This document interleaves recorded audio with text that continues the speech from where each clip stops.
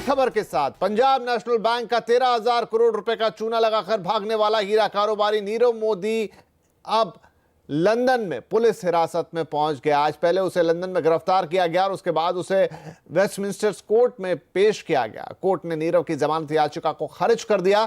अब 29 मार्च तक वो पुलिस हिरासत में रहेगा।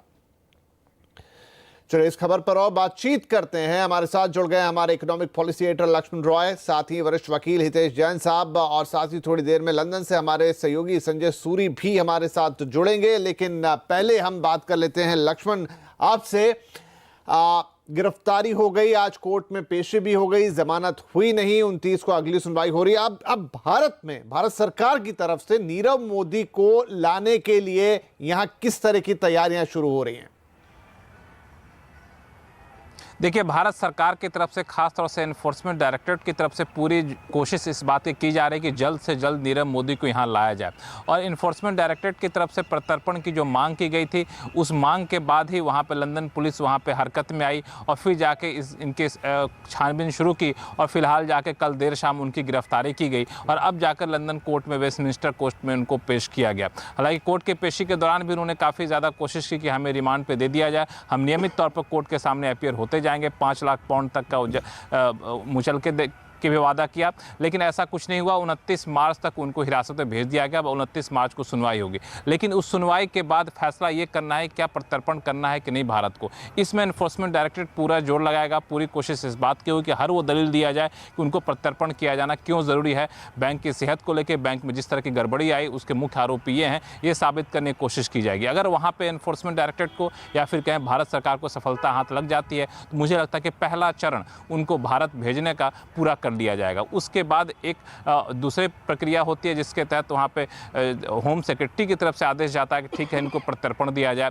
उसके बाद 14 दिन का वक्त होता है, जिसके बाद चाहे आरोपी तो उस आदेश के खिलाफ अपील कर सकता है हायर कोर्ट में। हायर कोर्ट में फिर अपील पर सुनवाई होती है और हायर कोर्ट अगर एक बार बोल देता है कि अब जाना है, तो उसके बाद उनके प्रत्यर्पण का रास्ता साफ हो जाता है। तो मुझे लगता है कि बड़ी जीत कही जा सकती है एनफोर्समेंट डायरेक्टरेट के लिए, भारत सरकार के लिए, लेकिन उस जीत को अंतिम चरण तक पहुँचने में अभी थोड़ा सा वक्त ज़रूर लगेगा। लेकिन इस पर सियासत काफ़ी ज़्यादा तेज हो गई है। जी, सियासत भी तेज हो गई है, उस पर बात करेंगे। लेकिन इस बीच हमारे संवाददाता संजय सूरी साहब लंदन से जुड़ गए हैं और संजय ने हमें कल ही नीरव मोदी की एक बार फिर तस्वीरें भेज दी थी, यानी उन्होंने फिर घूमते हुए पकड़ लिया था। संजय साहब, आपने कल दिखाया और आज ये गिरफ्तार हो गए।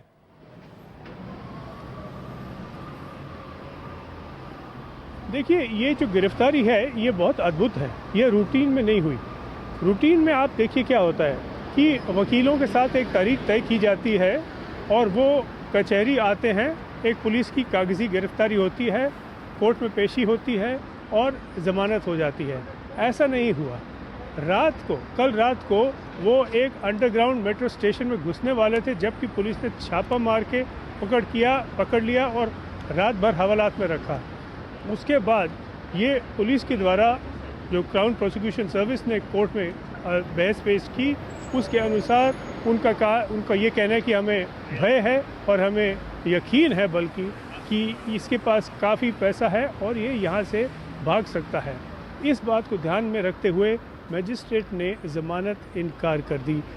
संकेत बड़ा साफ है कि पुलिस के पास बहुत पक्की खबर थी और बहुत ज़बरदस्त सस्पिशन थी कि नीरव मोदी जो है ये भाग लेगा और 25 मार्च को जब उसकी डेट तय हुई थी, उससे पहले कहीं ये फरार हो जाएगा। और इसको देखते हुए उन्होंने उसे पहले ही पकड़ लिया, पहले ही गिरफ्तारी कर ली और कोर्ट में पेशी हो गई और जमानत इनकार हो गई। जी संजय, ये बताइए टेक्निकली अब क्या है, वो पुलिस हिरासत में ले लिए गए, इसका मतलब उन्हें जेल में रखा जाएगा या फिर अब पुलिस उन पर नजर रखेगी? नहीं, अब उनको पुलिस कस्टडी में रखा जाएगा, क्योंकि एक जो लॉकअप होता है, जेल यहाँ पे बिल्कुल अलग नहीं है, उनको जेल में ही रखा जाएगा कम से कम 29 मार्च तक, जबकि अगली तिथि पड़ी है। तो अब से लेकर 29 मार्च तक नीरव मोदी को हवालात में रखा जाएगा। उन्हें बाहर कोई हक नहीं मिलेगा, जो कैदी का होता है वही उनका स्टेटस रहेगा।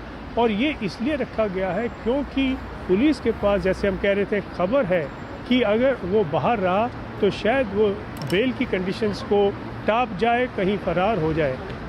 नीरव मोदी की तरफ से ये एक ऑफर आया कोर्ट को कि £500 मिलियन वो श्योरिटी देने के लिए तैयार है। उसकी तरफ से ये भी कहा गया कि वो हर हफ्ते अपने थाने में जाके रिपोर्ट लगाएगा। बताया गया कि उसका बेटा यहाँ पढ़ता है, उसका की रिहाइश यहाँ पे है, वो बिजनेस कर रहा है, उसकी आमदनी है, टैक्स दे रहा है, कि बड़ा मतलब रिस्पेक्टेबल आदमी है, इसलिए वो फरार नहीं होगा। लेकिन इस बात को कोर्ट ने नहीं माना, मजिस्ट्रेट ने नहीं माना और जाके उसकी बेल को रिफ्यूज़ कर दिया। और ये जो है बहुत ही अनयूजुअल एक कदम है जो इस तरह की केसेस में, क्योंकि बेल तो बड़ा नॉर्मल होता है, रूटीन होता है। जी बिल्कुल वही बात, को खबर थी राइट, कि वो बेल की जो कंडीशंस लगाई जाएंगी उन्हें नहीं मानेगा। यहाँ पर भी यही उम्मीद या आशंका यही थी कि गिरफ्तारी तो हो गई है लेकिन ज्यादा वक्त नहीं लगेगा कि बेल पे छूट जाएंगे, जो हमने विजय माल्या के केस में होता हुआ देखा था। हितेश जैन साहब वरिष्ठ वकील है, यहाँ पर हमारे साथ जुड़ गए। हितेश जी, गिरफ्तारी भी हो गई है और बेल भी नहीं दी गई है, ये भारत के लिए कितनी बड़ी जीत है उस लिहाज से? हमने देखा था विजय माल्या के केस में भी सब कुछ हुआ लेकिन काफी धीमे धीमे चला, लेकिन नीरव मोदी के मामले में चीजें काफी तेजी से हो रही। देखिए, एक्स्ट्राडिशन मामले में ये बहुत एक्सेप्शनल ऑर्डर है। जब खबर आई थी कि नीरव मोदी को गिरफ्तार किया गया है, तब ये भी खबर चली थी कि कुछ घंटों में उसकी रिहाई हो जाएगी, क्योंकि लोगों ने इसके पहले विजय माल्या के एक्स्ट्राडिशन केस को भी फॉलो किया था और उनकी गिरफ्तारी के बाद चंद घंटों में उनकी बेल भी हो गई थी। पर आज जब कोर्ट ने उनकी बेल एप्लीकेशन खारिज की है और उसमें कहा गया है कि अगर आपको बेल मिलेगी आप इस देश को छोड़कर जा सकते हैं, और £500 मिलियन की श्योरिटी को नकारते हुए कोर्ट ने उन्हें जो कस्टडी में ऑर्डर पास किया कि वो कस्टडी में रहेंगे, ये भारत के लिए बहुत बड़ी जीत है और एक मैसेज है उन भगोड़ों के लिए कि अभी आपको भागना इतना आसान नहीं है, क्योंकि आप जहां पर भी जाएंगे कानून आपको पीछा करेगा और आपको अगर भारत में जेल नसीब होगी तो बाहर भी आपको जेल नसीब होगी। और 10 दिन के लिए क्यों ना हो, परंतु नीरव मोदी जेल में जाना एक बहुत बड़ी संकेत है और ये भारत का एक इन्फ्लुएंस भी इंटरनेशनल सिस्टम में दर्शाता है कि किस तरह अभी जो केसेस जो आ रहे हैं भारत से, उसको कोर्ट किस सीरियसनेस से ले रही है। जी बहुत शुक्रिया आपका हितेश जैन साहब, हमसे जुड़ने के लिए, बातचीत करने के लिए। संजय सूरी, आप लंदन से खासतौर पे हमारे साथ जुड़े, आपका भी शुक्रिया। लक्ष्मण रॉय, एक्सप्लेन करने के लिए कि अब आगे से प्रक्रिया यहाँ पर कैसी रहेगी और किस तरीके से। लेकिन यकीनन अब भारत के लिए ये बड़ी जीत हम कह सकते हैं। नीरव मोदी न सिर्फ गिरफ्तार हुआ है बल्कि उसकी बेल को भी खारिज कर दिया गया है और जैसा संजय सूरी बता रहे थे उसे जेल में ही रहना होगा और अब भारत के लिए उसे एक्स्ट्राडिट करके हिंदुस्तान लाना, वापस यहां लाना, प्रत्यर्पित करना शायद ज्यादा दूर की बात नहीं रह गई है। आज की दूसरी बड़ी खबर का रुख कर लेते हैं। डूबते जेट एयरवेज को बचाने के लिए कोशिशें तेज हो गई हैं। एक तरफ जेट एयरवेज के चेयरमैन नरेश गोयल दुबई पहुंचे हैं जहां निवेशकों के साथ वो बैठक कर रहे हैं, तो दूसरी तरफ जेट के रेजोल्यूशन प्लान को लेकर एसबीआई का बड़ा बयान आ गया है। एसबीआई चेयरमैन ने कहा है कि जेट को बचाने के लिए रेजोल्यूशन प्लान पूरी तरह से तैयार है। वहीं सूत्रों के हवाले से खबर यह भी है कि जेट को बचाने के लिए एयरलाइंस के मैनेजमेंट में भी बड़े बदलाव किए जा सकते हैं। We have been working on the resolution plan for the last 5 months. Resolution plan was almost ready, but because of certain issues, there is some delay. So we need a little bit more time. Every effort which was being made by the lenders to keep the airline running in the interest of the aviation sector. IBC, in case of an airline industry, which is a service industry, it is the last option. And last option means that under IBC, a resolution for a service industry like airline is nearly impossible. तो यहाँ SBI की तरफ से ये बड़ा बयान कि एक रिजोल्यूशन प्लान तैयार है, हालांकि उसके डिटेल्स नहीं दिए हैं एसबीआई चेयरमैन ने आज, लेकिन हाँ ये जरूर लग रहा है कि अब जेट को बचाने की कोशिशें काफी तेज हैं और काफी आगे बढ़ चुकी हैं। इस खबर पर और बात करेंगे। लक्ष्मण रॉय हमारे साथ बने हुए हैं, सिल्की सिंह हमारे साथ जुड़ गई है। लक्ष्मण, आज आपके लिए काफी व्यस्त दिन, कई बड़ी खबरों पर आज लगातार आप अपनी रिपोर्ट दे रहे हैं, तो अब एक जो सूत्रों से बड़ी खबर आप लेकर आ रहे हैं कि बचा तो लिया जाएगा शायद, लेकिन मैनेजमेंट में बड़े बदलाव हो सकते हैं।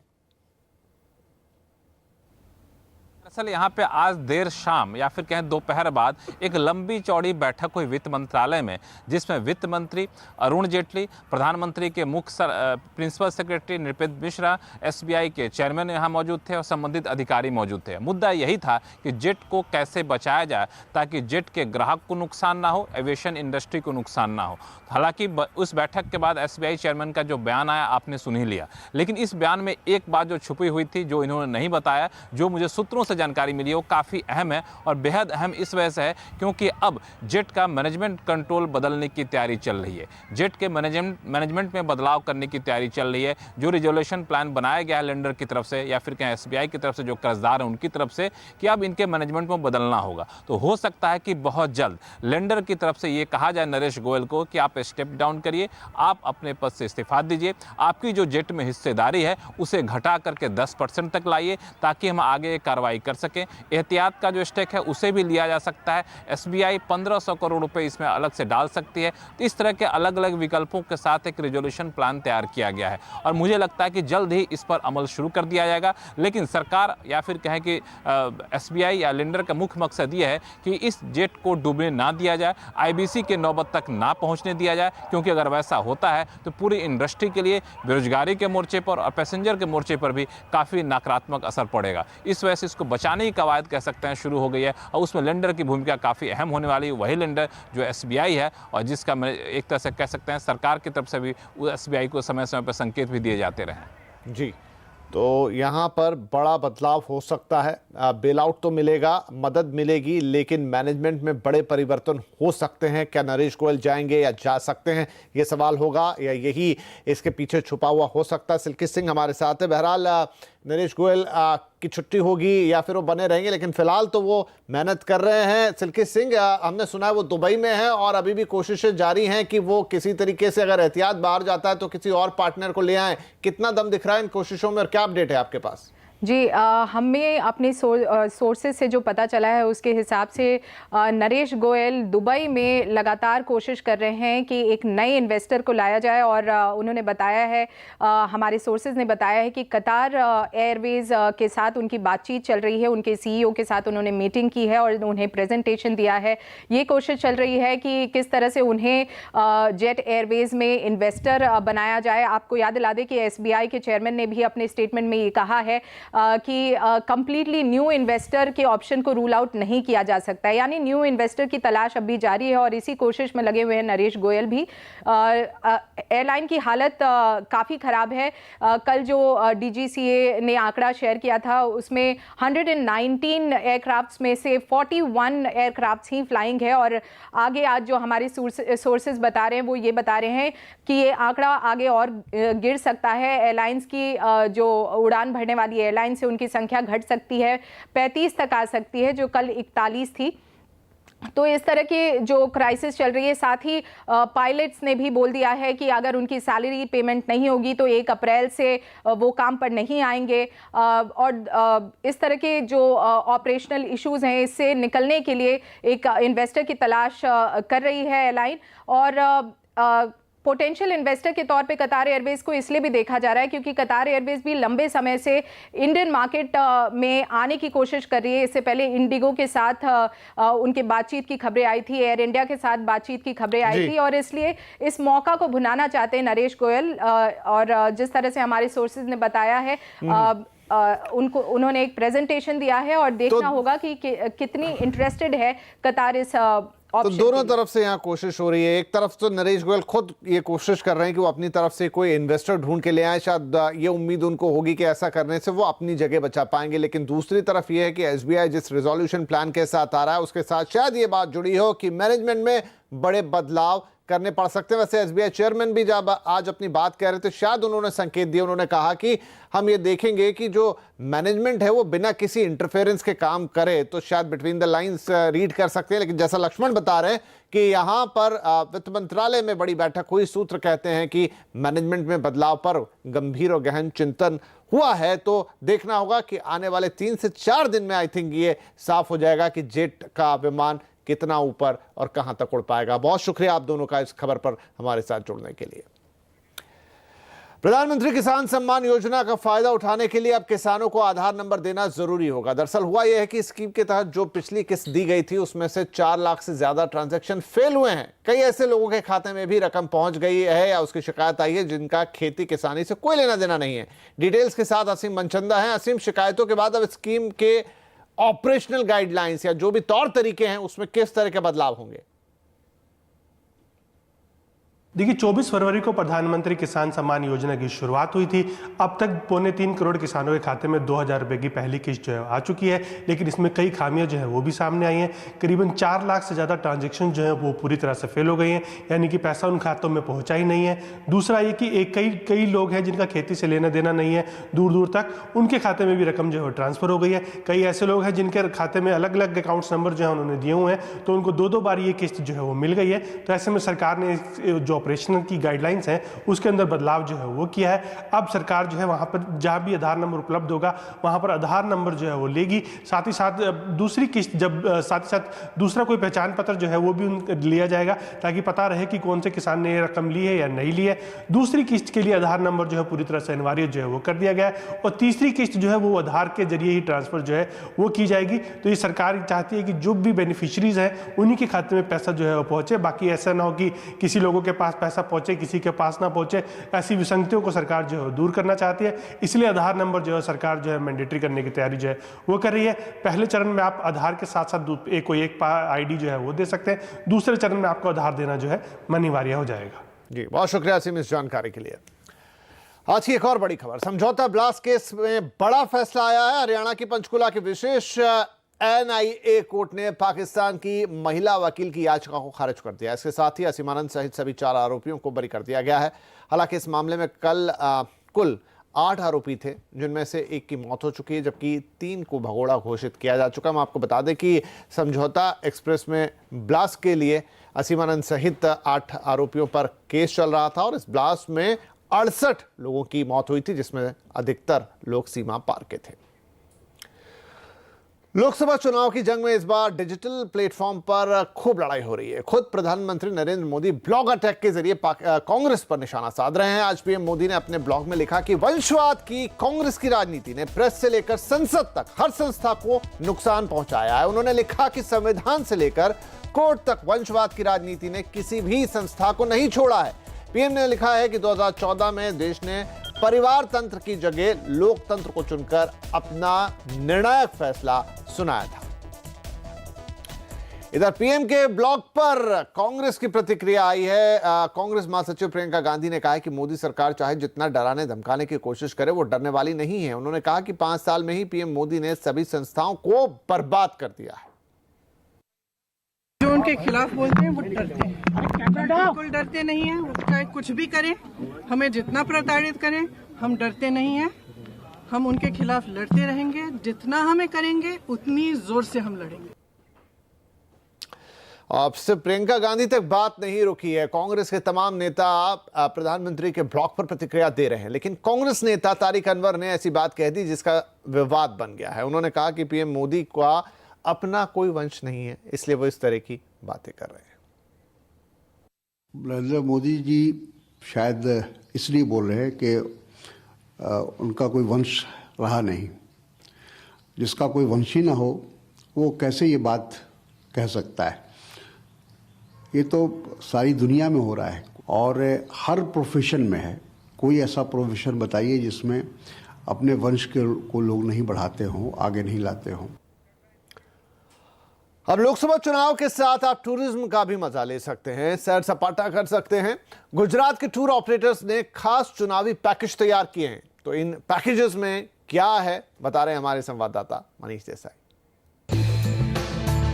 लोकसभा चुनाव नजदीक हैं और दुनिया भर की नजर भारतीय चुनावों पर है, लेकिन गुजरात के टूर ऑपरेटर्स ने चुनाव के साथ साथ टूरिज्म को भी आकर्षित करने का प्लान तैयार कर लिया है। इसके लिए खास पैकेज तैयार किए गए हैं, जिनमें खाना पीना रहना तो शामिल है ही, इसके अलावा टूरिस्ट की नेताओं से मुलाकात भी करवाई जाएगी। ईस्ट, वेस्ट, नॉर्थ और साउथ, इस तरह से देश के चारों हिस्सों के लिए अलग अलग पैकेज ऑफर किए जा रहे हैं। इंडिया का जो हेरिटेज टूरिज्म है, उनके साथ पिलग्रिम टूरिज्म के साथ हमने इलेक्शन टूरिज्म को जोड़ दिया है। शाम को जो रैली होती है, पॉलिटिकल जो रैलियाँ होती है, रैली में ले जाएंगे और रात के समय जो भी सभाएं होती है तो उसमें हम ले जाएंगे। वहीं व्यवस्था में कुछ कमी न हो, इसके लिए गुजरात के टूर ऑपरेटर्स ने इंतजाम कर लिए हैं। दरअसल इन्होंने देश के अलग अलग जगहों के स्थानीय टूर ऑपरेटर्स को अपने साथ जोड़ा है। इलेक्शन टूरिज्म में टूर ऑपरेटर्स का भारतीयों की ओर तो ध्यान है ही, लेकिन यूरोप, अमेरिका और यूके के लोगों पर इनका खास फोकस है। 11 अप्रैल से शुरू होने वाले चुनाव के लिए अब तक 1200 विदेशी लोग अपनी बुकिंग करवा चुके हैं। जो आएंगे वो यूरोप सेक्टर से आएंगे और यूएस से ज़्यादातर आएंगे, और इंडिया में जो वो पहले करना चाहते हैं तो वो नॉर्थ इंडिया में ज़्यादा करना चाहते हैं, ताकि वो नॉर्थ इंडिया घूम भी सकते और साथ ही साथ में इलेक्शन टूरिज्म का भी मज़ा उठा सकते हैं। फिलहाल 6 से 7 दिन के लिए ऑफर किए जाने वाले इस पैकेज में विदेश से आने जाने के टिकट का खर्च अलग से होगा। साथ ही भारत में रहने, खाने और घूमने के लिए गाड़ी का इंतजाम ऑपरेटर्स की तरफ से किया जाएगा, जिसके लिए रोजाना 20 से 50 हजार रुपए तक का खर्च हर प्रवासी को उठाना होगा। इन्होंने बर्लिन टूर मार्ट और वर्ल्ड ट्रैवल मार्ट में भी इस चुनाव का प्रेजेंटेशन किया था और विदेश से आने वाले लोगों को भारत आने के लिए निमंत्रण भी दिया है। इनको उम्मीद है कि इस चुनाव के दौरान करीब 10,000 से ज्यादा लोग विश्व भर से यहां पर आएंगे। मनीष देसाई, अहमदाबाद।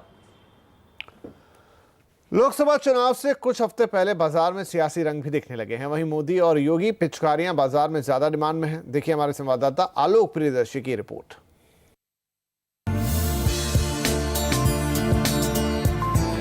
हर साल होली की पिचकारी और रंग गुलाल पर क्रिकेट के सितारे और बॉलीवुड ही राज करते हैं, लेकिन इस बार कुछ अलग है। वो इसलिए क्योंकि होली में इस बार चुनावी रंग भी मिल गया है।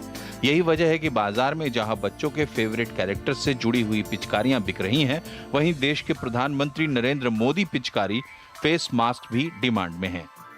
मोदी जी की पिचकारी आई है, ये वाली पिचकारी बहुत बिक रही है। इसमें मोदी जी का पूरा फोटो लगा हुआ है मोदी जी का, तो इसकी बहुत डिमांड है। इस आइटम की बहुत डिमांड गई है। हमारा सारा स्टॉक ऑलमोस्ट खत्म सही हो गया समझ लो आप। दरअसल मार्केट में विपक्ष की कोई डिमांड नहीं है, इसलिए शुरुआत में कुछ राहुल और प्रियंका गांधी वाली पिचकारियां आई भी, लेकिन बिकी नहीं। इसलिए अब बाजार में सिर्फ मोदी और योगी वाली पिचकारियां ही छाई हुई हैं। मोदी जी का जो पिचकारी फोटो लगे हुए हैं, इसी को ज़्यादा आदमी चाहते हैं, और क्योंकि मोदी जी अभी है भी एक नंबर में है हर जगह, इसीलिए और दूसरे पार्टी का किसी का भी नाम नहीं आ रहा। बाकी कार्टून कैरेक्टर्स वाली पिचकारियां भी बच्चों को खूब पसंद आ रही हैं, लेकिन सोशल मैसेज के साथ आने वाली मोदी और योगी की तस्वीरों वाली पिचकारियां हाथों हाथ बिक रही हैं। चुनावी मौसम में होली के रंग और बच्चों की पिचकारी भी राजनीति से अछूती नहीं है।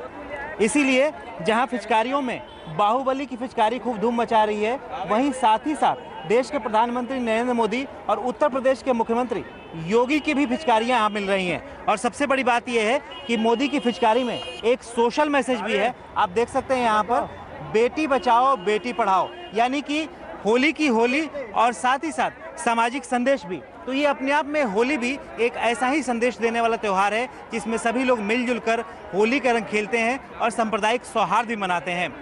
आलोक प्रियदर्शी, CNBC आवाज, दिल्ली। चलिए, तो खूब जमेगा रंग इन पिचकारियों के साथ। कोई मोदी पिचकारी से होली खेलेगा तो कोई किसी और नेता के फोटो वाली पिचकारी से। लेकिन हम आपको आज कुछ अलग दिखाना चाहते हैं। आम जिंदगी में लोगों के चेहरे पर हंसी कम हो रही है, राजनीति में भी कटाक्ष विवाद बन जाता है। होली के मौके पर स्पेशल शो में आज हम आपसे पूछ रहे हैं कि क्या हमारे अंदर मजाक सहने की क्षमता कम हो रही है। आप हमारे ट्विटर हैंडल CNBC_ पर जाकर अपनी राय दे सकते हैं। और इस कार्यक्रम में खास तौर पर जुड़िए दिल पे मत ले यार, आज 7:57 पर मिलेगा आपको सिर्फ CNBC आवाज पर।